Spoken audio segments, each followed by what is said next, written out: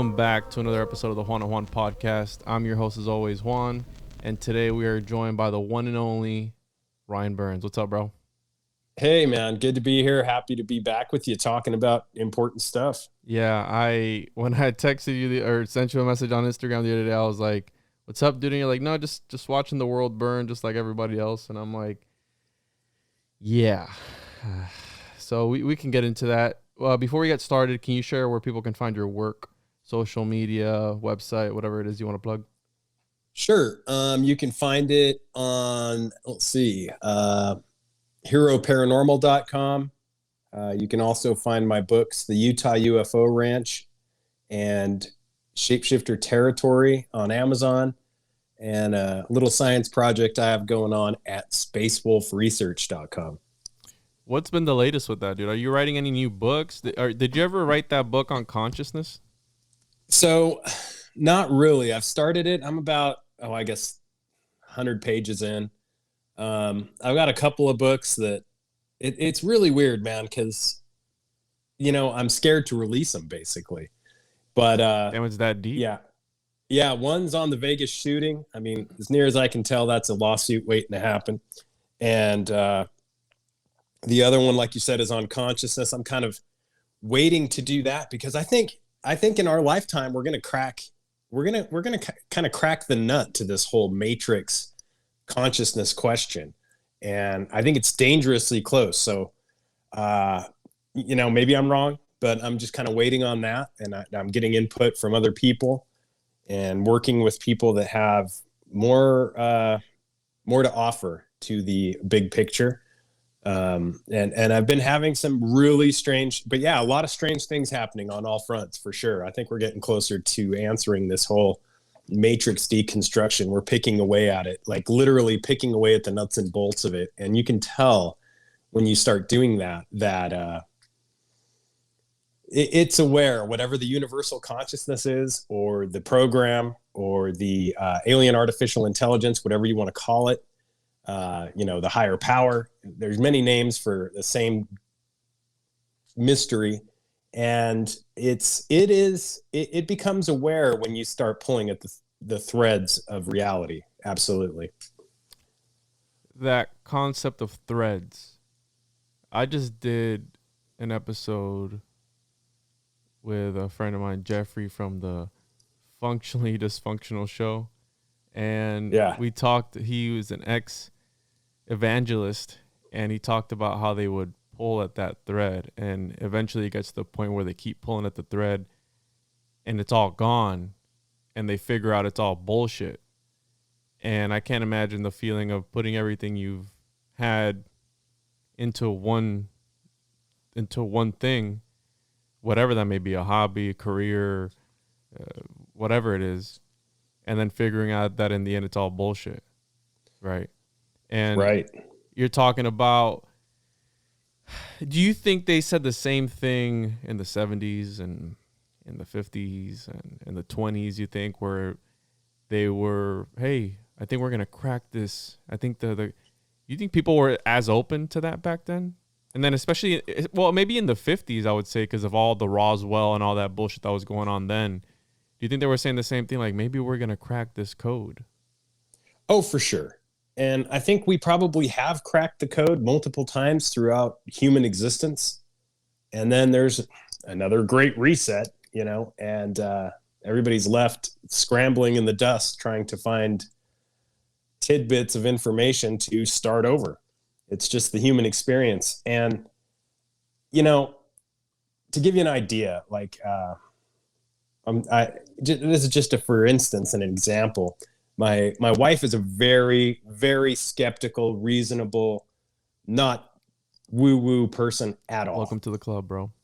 Yeah, man. And it's good. That's a good litmus test to have a mate or a partner like that kind of, checks you and corrects you and keeps you grounded. And, I had a call from a caretaker at this science project I have going on, and he told me a situation where he woke up in the middle of the night. He heard, a voice say, hey, And he woke up, and then he heard his car alarm go on outside. He went outside. There was nothing out there. Needless to say, he's in an area of a lot more high strangeness than I am at my home. And the caretaker went outside, turned off his car alarm, came back inside. Again, same thing happened again. He went out again, no critters around the car, nothing. So something was trying to engage with him. I told my wife the story. She was like, it's, is this on Skinwalker Ranch territory? This would be just south of it, within a golf swing is the way I like to explain it. You can throw a rock at it. You can pretty much, there's no part of that ranch you can't virtually see from this property. So it's close enough, and it functions anyway.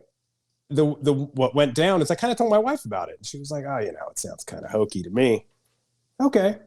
Well, fast forward just a little while, and she was sitting, this is just a couple days ago. She was sitting in the kitchen with my 2 children, and I was coming down the stairs, and I heard it as well. And it sounded like a loudspeaker in the kitchen. And it was a woman's voice, and she said, hey.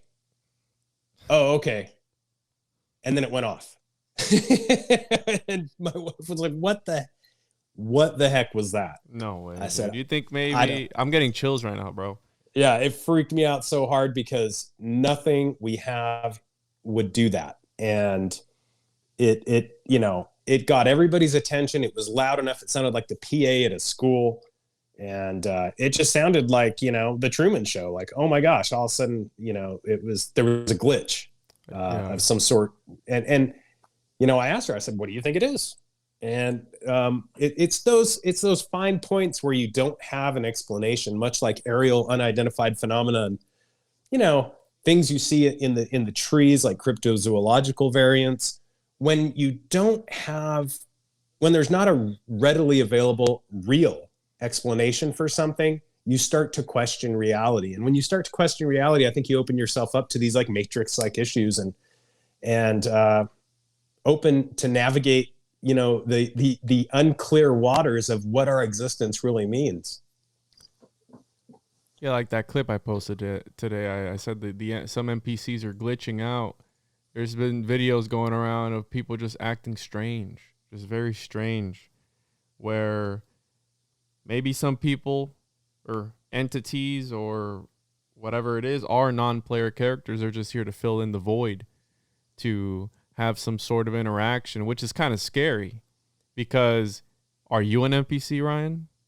Are you here?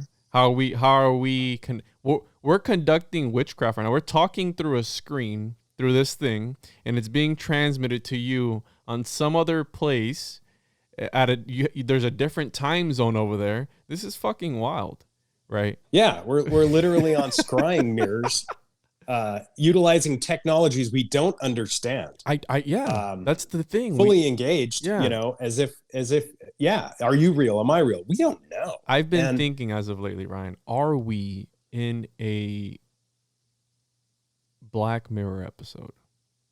Are we? And because it seems like it, right? And right now I'm in a group chat where we're having an argument about the reality of statistics, right? You know what I'm getting at? Different numbers and things that are going on in the world right now. That I'm honestly tired of talking about it. I like talking about other things, other topics that are cool, like aliens and shit, right? And Bigfoot. But people are so sucked up into the thing that's going on right now. Everything. And it just makes me think, what else is going on that they're distracting us from? Because anything that happens, the number one thing is what's the distraction from? What's actually going on that they don't want us to see? That, hey, this is just a psyop type of thing. And I have a friend of mine who's very passionate about the awakening of humanity as a consciousness. Oh, it's happening. It's happening right now. It's about to happen. Is it really? You know what I mean? Is it would you be okay with it not happening during your lifetime? Oh, totally. Yeah, I just think we're that unlucky bunch or lucky bunch, depending on how you see it, that it's happening. I agree with your friend, at least in some view, because, you talk to people on that consciousness tip who have had near-death experiences, And they, as real as our reality seems, without question, they almost always relay their experience as being more real than this one. This is a blurry, muddy comparison to what they experience when they have these out of body near death experiences. So what we are experiencing now is, as real as it is, seems very blurry, muddied, and not as authentic as the experiences which are encountered in that particular consciousness. And it makes me wonder, is it just a glitch? Like you said, are we in some archive where we're just like getting bits and pieces here and there? We'll have like, those moments of deja vu where it seems again more real than it's an echo in space and time. Deja totally. Vu. And I don't know if I've ever asked you, but have you ever done, give me 1 second, dimethyltryptamine? Have you ever done DMT? Very interesting you asked. Did you hear that? We're actually, no, I've never done the actual drug. Now, that being said, the little science experiment that myself and others are engaged with, I sold a portion, and I don't know how much to tell here because we're dealing with some pretty major stuff we're doing out there. And I hate when I have you on the show and you talk about it because you can't talk about it. Yeah, man. I'll just say it. A partner of mine, and I only say partner. Oh, let's just. Okay, I can blur whatever you want out after the fact. No, I'll say it. I'll say it in the correct format. I sold the Western portion of Space Wolf Research, which used to be twice the size that it is now, to a silent partner who does not want to be named. He doesn't want to be a part of anything yet. Dude, but that just screams reptilian to me. Just right? No, he's a great guy, and we have very similar mutual shared interests. And I wouldn't have sold it to anybody who did not have the same feelings about the land and what its meaning is to humanity. And he has, for lack of a better word, been bringing consciousness technology to the area, which is able to reconstruct the DMT experience without the use of drugs. What the fuck?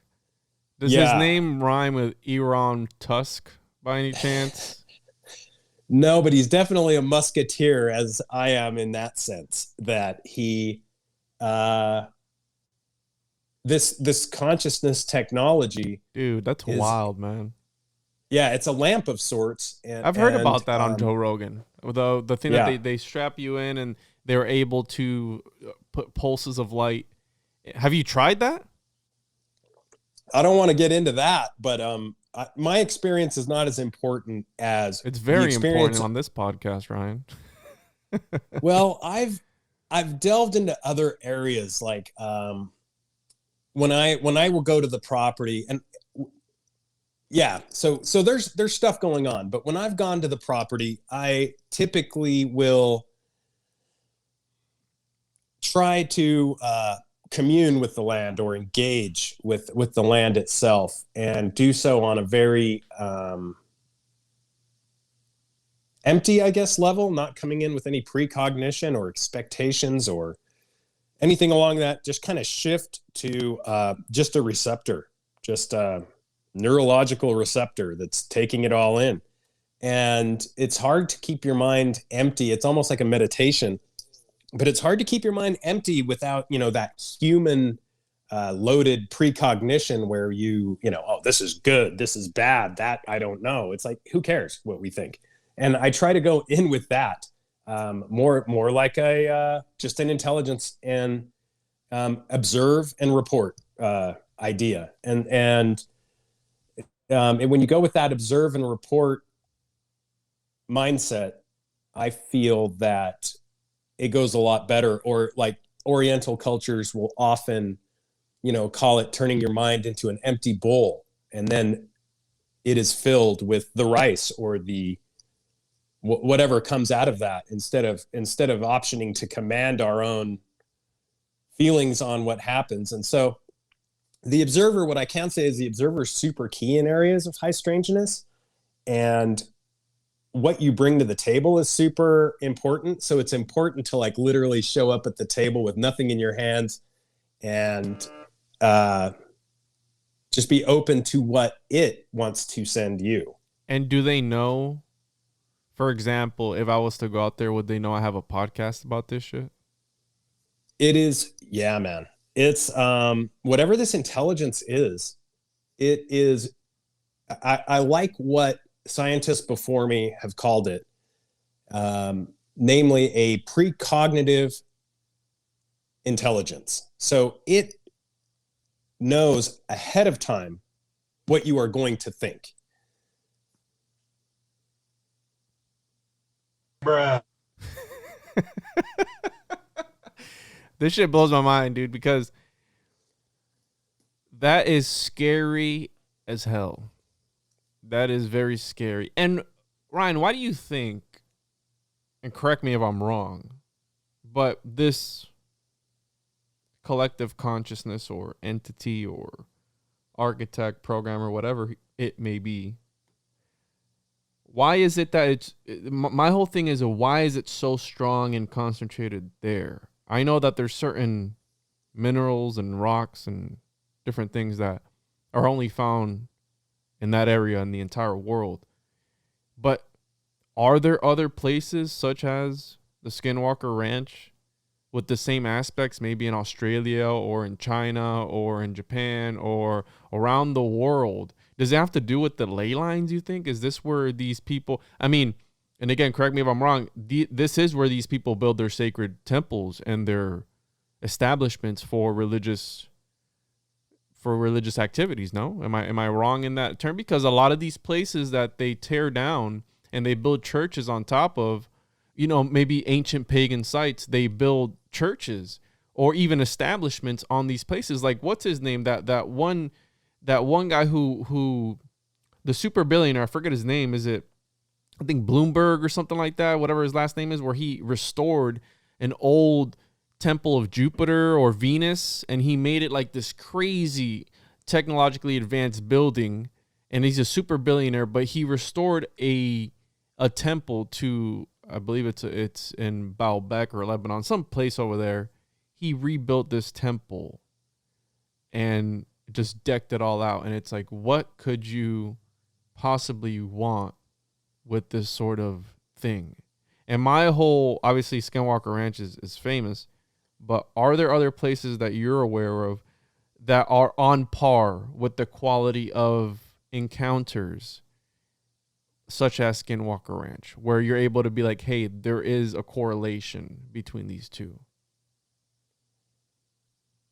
Yeah, I think that there are multiple sites and locations that are similar. For me, the Fray, I mean, home means Skinwalker to me. Mm-hmm. So for me, the Fray is that location. But I've gone to other locations that have similar frays or veils that seem to be glitchy. Sedona, parts of Nevada in the desert here. There's multiple locations. Now, obviously, Skinwalker is very close to the 37th parallel. And like you said, people that will argue that ley line theory, it's pretty obvious to me that there is some legitimate background to that. When you really start to look at, as you said, where both indigenous and even more modernly, people seem to see this high strangeness. I mean, back in 1776, when Father Escalante and Dominguez were coming through mapping trails for the Spanish, they were encountering the same stuff that our government. Oh yeah, yeah. Who was that? 1776. Yeah, it was Father Escalante and his priest under him, which they were both Roman Catholic priests. Dominguez, his priest under him, they were a pair of priests that the Spanish sent to map. Why the fuck basically, would they send priests? Yeah, well, the theory was that the priests had a better chance of making it alive, and they did. they would basically map these routes that the Spanish would later use for gold. And it's known as the Old Spanish Trail now.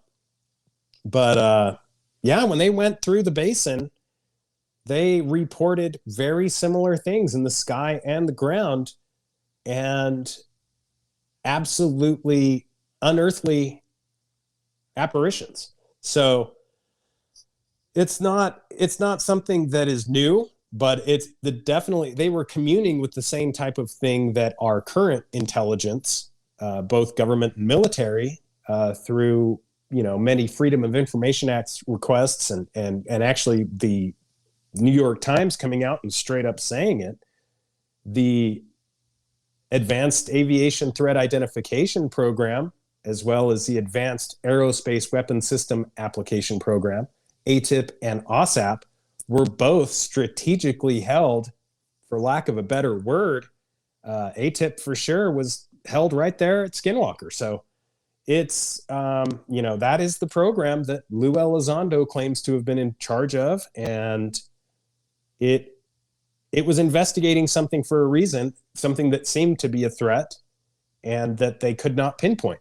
So it's a very, top scientist. It's a very interesting and intriguing mystery that continues. They have since disbanded the program, renamed it, but it is still very much alive. And the same players, other than Lou, some of the same players, I should say, are still at the forefront of investigating things that are able to traverse, for lack of a better word, portals, wormholes. They definitely have a monopoly on whatever these intelligences seem to have a monopoly on being able to blink in and out of our reality. Oh man, you're blowing my fucking mind with this stuff. Where is that the one that Bob Lazar was talking to, being a part of, or is that a different program? That's a different area, no? Dude, it's so interesting you mentioned Bob Lazar because, okay. Do you believe him, by the way? I'm sure you do. I do. You believe him? I 100% do. Now, I wouldn't, but I have some friends, close friends, who are in communication with him. And it's a great example of how the government can come in and change your history and make the public believe anything they want about it. He very much worked at the places he said he worked. And interestingly enough, where the streams cross with the Uinta Basin is there. How can I put this? Okay, I'll just tell you what I know. I was told by a very inside I just want to say I love myself. I would never kill myself. And I love the United States of America and Joe Biden. Amen. Yeah, patriot. I'm a patriot. Exactly. A scientific expert who has very credible information told me recently that one of the element 115 spent fuel rods that were found 500 feet from a property boundary, from my property boundary. Do what? Yeah, these purported fuel cells, they were what appear to be metal rods, and they are what the NIDS, Bigelow's scientific team, the National Institute for Discovery Science, their scientists deemed that these were purportedly fuel rods for flying saucers or reversed engineered craft, which falls completely in line with what Bob Lazar said years ago, that this element 115 was in fact an element that, just because it was not on our periodic table then, it is now. But at the time, it was not on our periodic table and had not been proven to be stable enough to be on the periodic table. However, since then, it has been proven to be stable, at least in a temporary sense, enough to be on our periodic table. and that these reversed engineered craft, or saucers for lack of a better word, were using these fuel rods as fuel.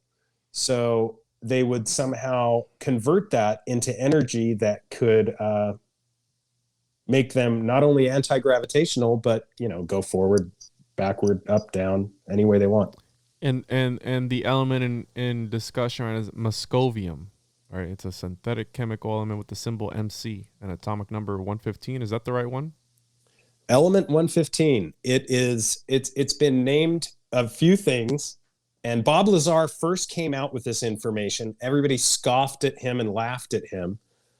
And they have since sort of retracted that when it was proven to exist. So either the guy's talking out his butt or his butt's really smart, because it figured out this element existed long before it existed. And he is very smart. He's a very knowledgeable individual. He's not talking out his butt.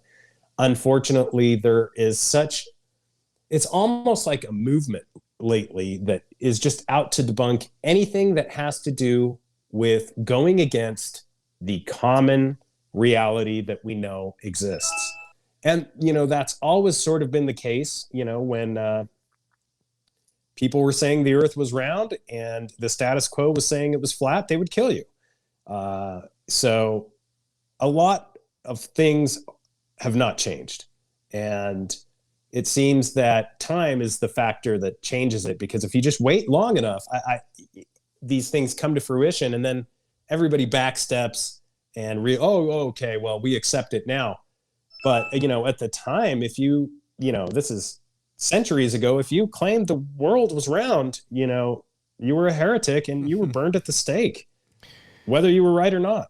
It's like that part of, I'm reading Tom Hatch's book, LSD, The Wonder Child, and it talks about when they exposed chimpanzees to LSD, they wouldn't show any discomfort, and they would release them back into their society, and the other chimps would ostracize them, and because they weren't following the hierarchy of of pretty much their simulation, their world.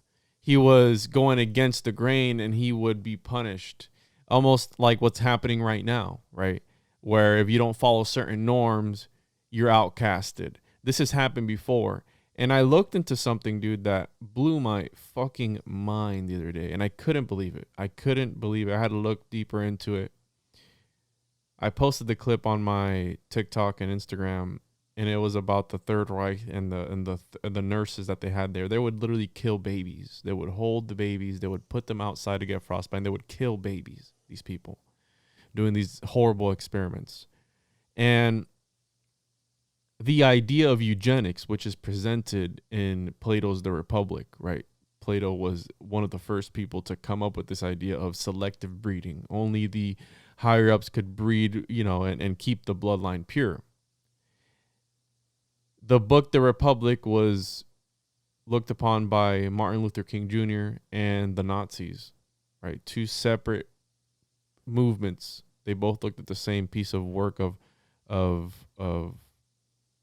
literature, which comes to show you what Plato talks about in that work.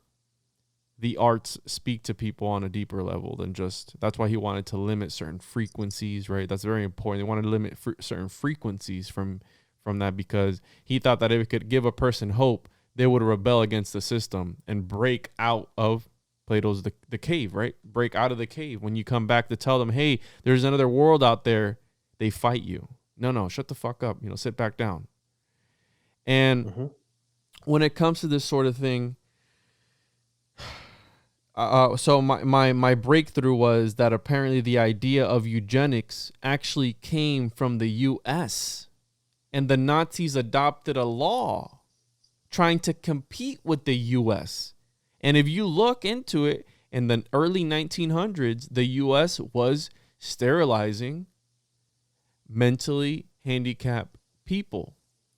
Over 400,000 people were sterilized who were mentally handicapped or whatever it may be, some sort of disorder that they had, disabled, such as the Nazis did with the Gypsies, the Polish, all these different groups of people. ultimately the Jews as well. And that's how they started with it. They started with, hey, these people are sick. We're going to take them to these camps to make them feel better. We're going to take what's happening in Australia right now. They got fucking concentration camps out there. And guess what? They can't do anything. They have no guns. They can't stand up to their tyrannical government. Why? Because they gave their guns up back in the 90s. And this is what happens.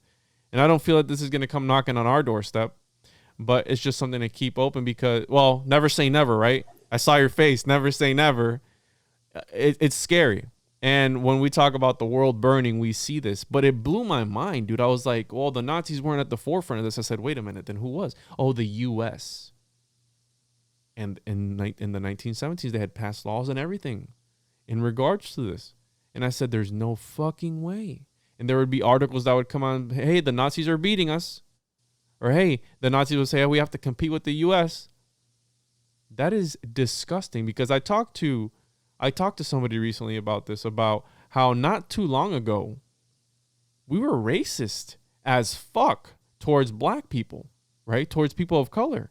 That we were only a person's lifetime away. 1940s, 1950s, we just came out of doing that. And there's still racism in this world today that we have, where that's why I feel that I don't know if there needs to be some sort of cleansing, right? Of like this, and I want to be careful the way I word it. Not, you know what I mean? But some sort of consciousness cleanse. I don't know. You know what I mean? Like maybe knock out all the bullshit. Because my whole thing is if people were to open up their eyes and realize, hey, this is all bullshit. This reality that we're in is all bullshit, right?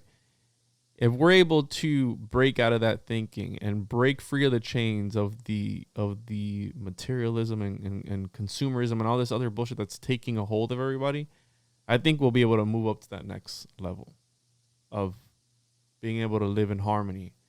But the powers that be, these reptilian-esque people, these overlords, they feed off that energy, right? They feed off that negativity and that lower vibrational that lower vibrational energy. And that's why I talked about the Saturn time cube, about how Saturn is ruling, is the demiurge, and he's ruling this reality, right?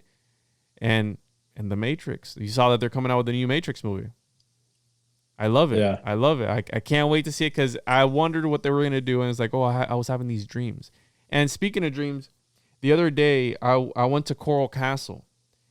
Wild place, dude. I don't know how this guy did it. It makes you wonder, these people who yeah, let's say it's technology, but when you see the things that they're able to do, how you've mentioned before, and I've referenced this numerous times on my podcast, how you said when you put certain stones in certain positions in certain ways, you're able to send a message. What was that place you were at that was like a spiral? What was that?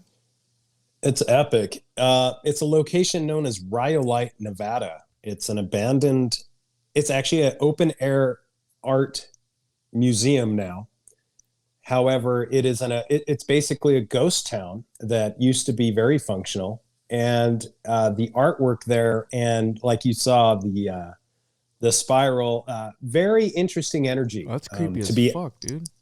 Yeah, out in the middle of nowhere. I mean, it literally took me an entire day just to get to the location. And but that's like what I like to do, but it's very real. These areas function in ways that, and I agree with you 100%, like Coral Castle and these elemental technologies. By the way, a ley line runs through there too, by the way. Ryan, you cut out. I can't hear your audio, dude. Did you mute yourself?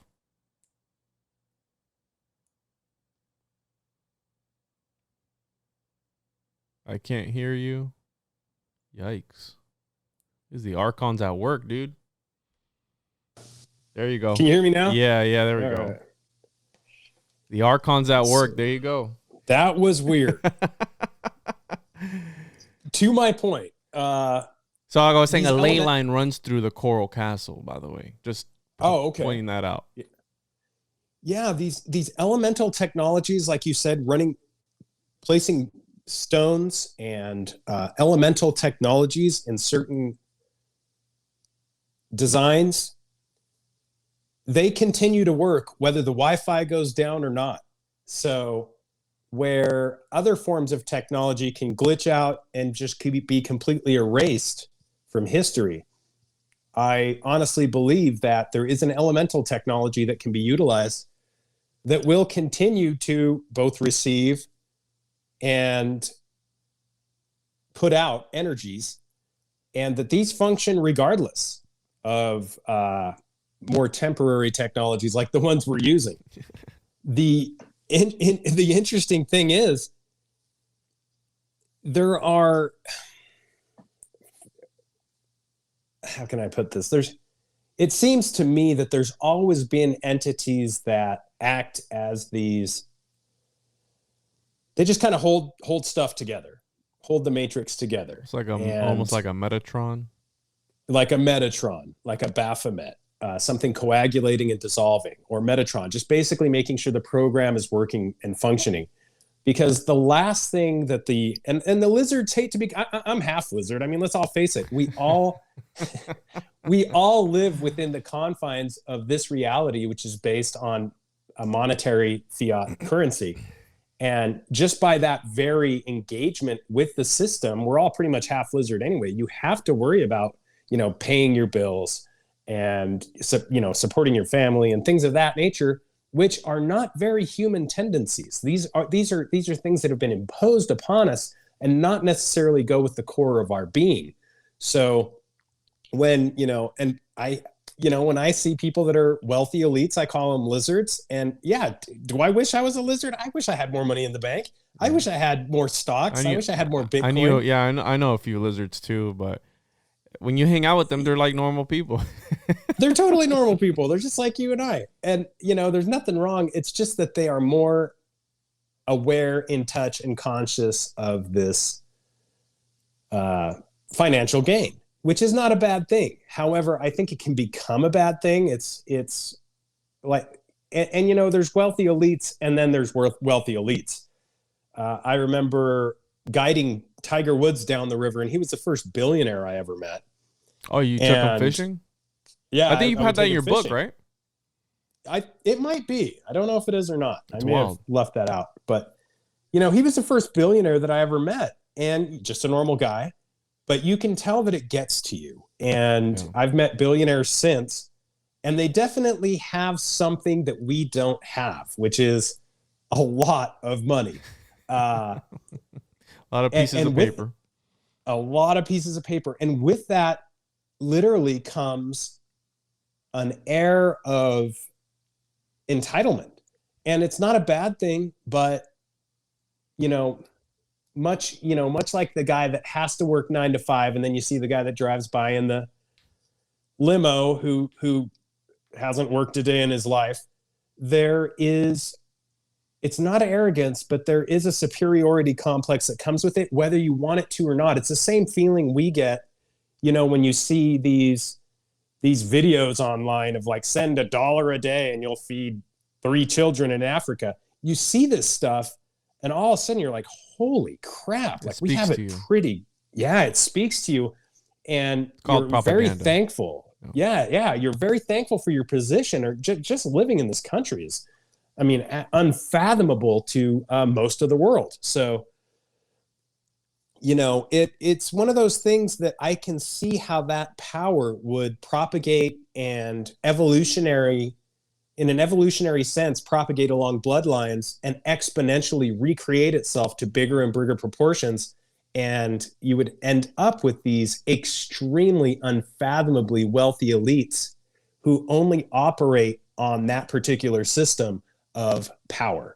And I think that's what people mean when they're talking about lizards. But, everybody goes down the super, like, where's their tail? Like, it's like, no, like, let's just get to basics. Because if you are cold-blooded enough, no pun or pun intended, I guess, cold-blooded enough to only concentrate on the absorption of power like a sponge, it's pretty amazing, I'm sure, how far you could get in life. And you probably would not care about those around you. look no further, dude. Is it me, or does it feel like Jeff Bezos came out of nowhere? Oh, totally. Like, where's his family? Who was under him before him? You know what I mean? It's like this dude just popped out of nowhere, and you're saying, well, the sky's the limit. Well, the literal sky is the limit for these people that they're launching. They're it's almost like a pissing match now. It's, how long can I be in space now? How much longer can I be than you, or how much higher can I go than you? When they were launching the SpaceX, the first crewed thing, they're like, hey, we're well past 100 kilometers at this point. Almost like throwing a jab over at these other guys, the guy from Virgin Galactic and Jeff Bezos, where they only went up to space for 2 minutes. But these guys, I've always said it, where they know, when you know you're in a game, you're going to play differently. When you know you're in some sort, I've always said, why do they need so much money? What's making more and more sense to me as of lately, they need the money because they're at this virtual casino. And they're just having the time of their lives, just spending away. They know it's a game. They're in this community where, that's why I feel that Nicolas Cage does so many movies. I feel that maybe he was offered some sort of, hey, why don't you do this for us? And we're gonna prop you up, dude. You're gonna be all right. He said no. Fuck that. And now you see him in all these crazy movies. The latest one I was watching yesterday was Prisoners of Ghostland. And the movie's fucking wild, bro. The movie's almost like a parody, but it's amazing. He does such a great job. And it's like, he's in so much debt, but look at all these other actors and other musicians and other celebrities that are way in better positions, maybe because they did take a piece of that pie. Maybe they did partake in that humiliation ritual. Or that's why I feel like Kanye West, that's why I feel like all these stories that come out about him being crazy, it's some sort of humiliation ritual where he has to look bad, right? Like Lil Nas X, out of nowhere, nobody knew he was gay. Out of nowhere, hey, I'm gay, and I'm gay as fuck. You know what I mean? Like, out of nowhere, it was like, what the fuck happened there? Maybe it's some sort of initiation, and nothing against gay people. I've had LGBTQ people on the show, just so you know. So, and I'm brown, so I can't really be called a racist either. But you know what I mean? It's like these people who, I don't know. And I wanted to get your take on this idea that I've been thinking about Carl Jung and Freud. What the hell's his first name? I forgot his first name. It's slipping my mind. Sigmund Freud. Where he talks about the flying saucer, right? And I know you've seen a mothership. You wrote about it in your book. I haven't seen shit. Well, actually, I'm wrong. What I meant to say when I brought up Coral Castle was that the night before I went, or maybe the night after, I don't remember. I've always experienced sleep paralysis. But usually I'll have sleep paralysis and not get the visuals, right? But sometimes I'll get the visuals. And in this particular instance, I had a visual, and mind you, I had just gone to sleep. I was watching some scary movie. Who knows what that does, right? And I had a visual of an ET just staring at me in the face, dude. He was right in front of me. And I've gotten to the point where I can snap out of it pretty quickly because I don't like being there. And I'll move around enough to where I can snap out of the sleep paralysis. But I saw an ET. I saw something looking down at me straight right in my face, dude, right there, you know? And this leads me to my next point.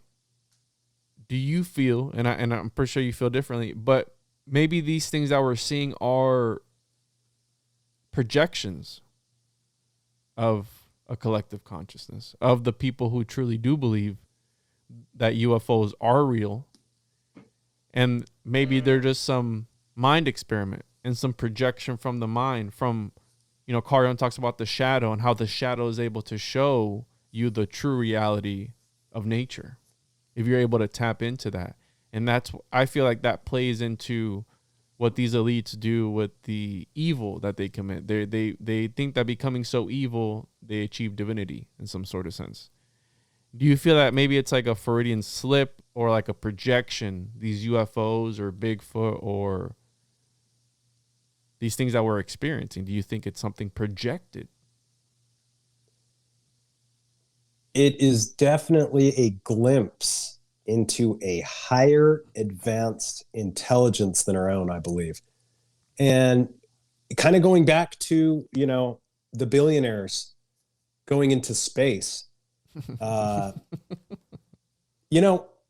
80% of the world's population will never even take a plane flight.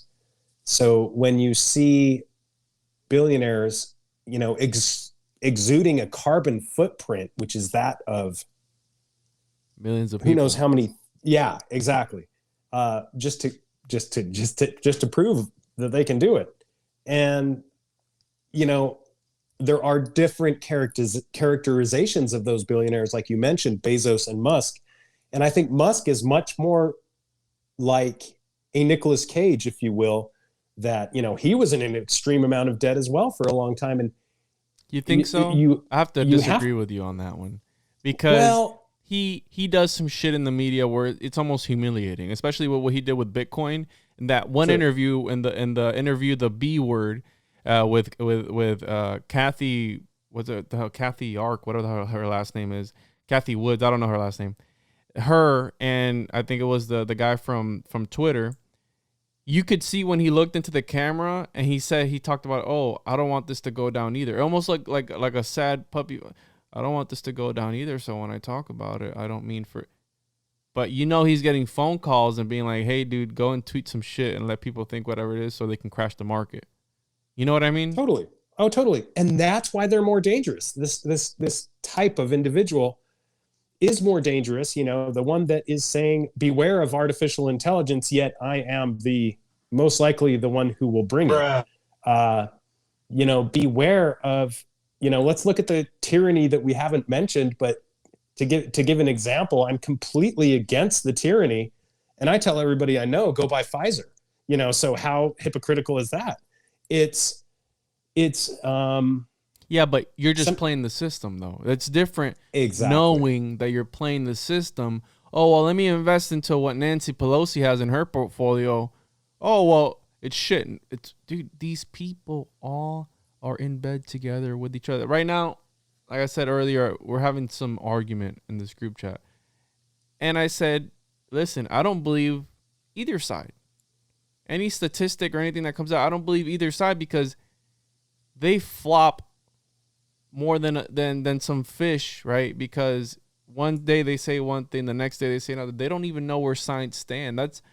They're playing a game that they don't even understand. How you say, using technologies that we don't understand. Did you know that the CT scan is one of the number one leading causes of cancer? I believe it. How fucking crazy is that? How crazy is that? That the one thing that's what it's meant to help people. But if you do it too many times, you're going to fucking die of cancer. Yeah. You're going to have a slow death. Why? Well, you're just trying to help out. So then they don't even stand in the room with you when they're doing a CT scan or anything like that. No, they get the hell out of it. They put a big old lead filled thing over your chest, and they get out. Oh, they're totally safe, and they leave the room. When I go to the dentist hates me. I'm like, no fluoride, no X-rays, and you know what? I go to the dentist less and less. So, damn, my just teeth like are that, always bro. great. No fluoride and no X-rays. Right. This stuff kills you, and they know it because, like you said, they leave the room. If they didn't leave the room, hey, if you stand right here next to me, let's do it all day. But they will not do that. And that percentage of the world's population that we're talking about that know the statistics of everything, for example, the Bezos, the Musks, and others, what's not clear is they are aware of all the statistics. They know what's going to happen. Yet, like you said, they may not feel good about it, but it is against their better nature to not engage with the very system that they understand, because that's what they do. And it's possibly quite lizard, if you want to call it that. But, at the same time, I mean, that's pretty amazing to just grab 4 randoms throw them into space and just like, these people don't have to do anything. I don't know if you saw that launch. It was insane. Like everything's automated. It lands in the ocean. Hold on, we'll come get you. I mean, space tourism will happen at this point, and it will happen much sooner than we believe. The belief that we will occupy Mars, I think, is going to happen sooner than any of us believe. And the fact is, you know, is that where I want to be? Not necessarily. But if things, I don't know, if things continue to go the way they're going, this is all a reality that's very hard for us to understand. Let's get back to that number that 80% of the population will never even take a flight on a plane. What's the likelihood they're going to survive a possible, I don't even want to call it a pandemic, but you get my drift. What's the likelihood they'll survive that when it's that same entitlement, you know, that I was just looking up bunkers the other day thinking, you know, how much would it, and when you start to see how many bunkers have been sold recently, it's a really scary statistic. How many bunkers have been sold recently? So those with are definitely preparing to take from those without and isolate themselves and insulate themselves from any and all possible disruptions to their livelihood, which, you know, it's sad, but I mean, it's kind of that lame need for survival, that human existence. You know, I know that I don't have a bunker, but it's going to be one of those things where you're going to wish you knew somebody with a bunker if things go the way they're going. And I don't know if the very fact that people are buying bunkers are going to make something like this happen. Or maybe just thinking about it, like a self-fulfilled prophecy brings it upon. Like, how many people don't talk about the stock market crashing every fucking day? Oh, it's going to crash today. It's going to crash today. It's going to... Eventually, when you preach that the world is going to end, it's eventually going to end. You know what I mean? Because you're going to be right at some point in time, whether it's today, whether it's 10 years from now. But hey, remember, it happens 20 years from now. Hey, remember 10 years ago when I was talking about this? Yeah, bitch, you're finally right about it. You know, but all the time that it didn't go down, right? And right. How you said where these people, they don't, it's almost like they don't know any better, right? It's like this weird disconnection from reality. These guys, when you see Elon Musk talking or like a Jeff Bezos talking, it's almost like they're not even there. Almost like they're, whoa, gone again.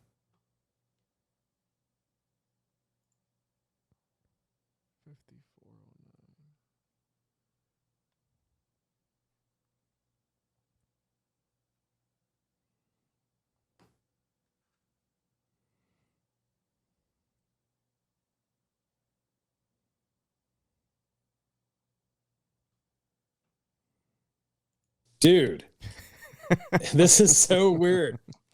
I mean, like my entire, not just the entire screen went black. Jeez, bro. And popped back. So I'm amazed that I was able to reboot that quickly. Not just a window, like the entire screen like left the building. The archons, the governors, the reptilians are not happy with us today. But we'll wind it down there, Ryan.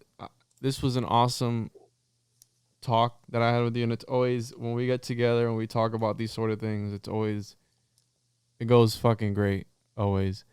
And I had a point that I wanted to bring up before all this shit happened. You know, we talked about reality itself, Skinwalker, UFOs. We talked about Bob Lazar a little bit, the reptilians, the elites, space travel. Where do you think we go from here, Ryan? Do you think what do you feel is next? Do you feel that we are headed into some dystopian future? I mean, this isn't Blade Runner yet, but I'll have you, I don't know if you knew that the Mayans copied the Aztecs. The Aztecs were the real OGs. And the Aztecs calendar ends in, I believe, either 2027 or 2029. I think it's 2027, but in 2029, we have this asteroid that's headed towards us, named after an Egyptian god. I forgot the name of it. I had brought it up in one of my previous episodes, where it's supposed to be flying past Earth and could potentially hit Earth in the year 2029. Where do you feel we go from here? Do you think that, I don't know, things play out or things settle down, or where do we go from here, dude? I honestly think this is a good note to end it on. The Aztecs, you're absolutely right. This kind of comes back to Skinwalker, because the Utes are descendants of the Aztecs, direct descendants. Wow. And they believe many of the same things. I think the best thing you can do is be as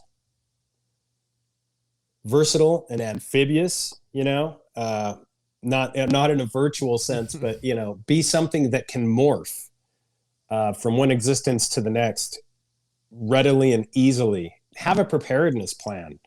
Don't be like your friend next door that only orders Postmates or, Instacart and relies on that for their food. It sounds super old school, but have a backup plan, is however simple it might be. Don't wait until you're sick and they stick a tube down your throat to worry about your existence. Have some protocols, zinc, vitamin D, ivermectin, hydroxychloroquine on the cabinet, like I do. Have all that stuff ready, because, they don't like to hear that. And nobody likes that. Try getting it. It's really hard to get. Oh my God. But have that stuff, because we don't know, you hear hospitals are overfilled, yet at the same time, they're firing people left and right from them. Mm-hmm. So it's not technically, the media is not telling you exactly what's going on. They're telling you their version of what's happening. And that's understandable. Totally. Hyper reality. So you have to be esoteric in your thinking, not exactly. You can't just accept the exoteric belief of what somebody's telling you, because put everything through a filter.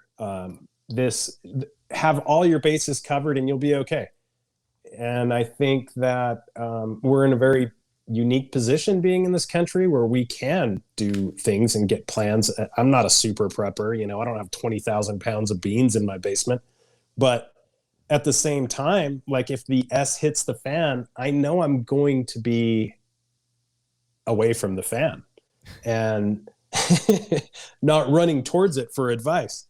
So I don't know. I think that the observer is key. Like we were saying a lot with this paranormal, hyper anomalous, esoteric stuff, that the observer is key. What you observe becomes reality. I heard a recent, a lot of people have discussed this, how many of the populations that don't have media are not as infiltrated by many of the viruses that are plaguing society, whatever you want to call that.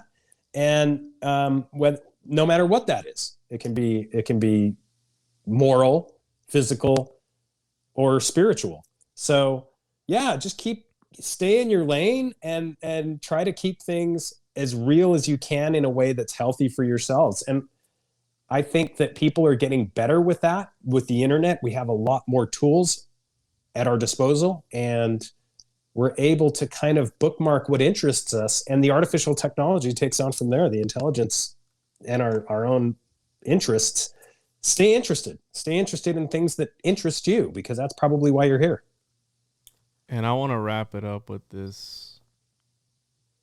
Here we go. I know this is kind of weird, but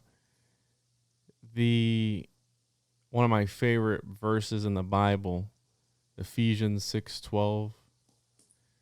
For we wrestle not against flesh and blood, but against principalities, against powers, against the rulers of the darkness of this world, against spiritual wickedness in high places. Yikes. We'll end it with that, because I feel that's one of my favorite verses, and it's got to do a lot with what we talked about today, where it's more than meets the eye. and when it comes to this reality. And the more I dive down into the rabbit holes and wormholes and pigeonholes, whatever it is you want to call it, I start to realize that more and more that there's definitely more than we're being told or being opened up to. And not until we're able to remember, our own alphabet has letters that are fake as fuck, that don't mean anything, that were just put there as some substitutes, right? Almost to depower and demystify language. And I don't think that was for no reason. But Ryan, I want to thank you again for coming back on. You're always welcome to come back on whenever it is you want and have these awesome and thought-provoking conversations. And it always seems that we always talk about something different. We always talk about the same thing, but in a different way, in a different view and angle of things, and it just opens up your mind and makes it, oh, I didn't catch that the first time around, or whatever it is. So Ryan, one more time for the listeners, where can they find your work? And I'll post that in the show notes as well. Yeah, for sure, man. You can go to HEROParanormal.com, spacewolfresearch.com, or you can catch my books on Amazon. They are The Utah UFO Ranch and Shapeshifter Territory. And your podcast rocks. I'm always stoked when I'm on it. So thank you so much. Appreciate you. Thank you so much, Ryan. Take care.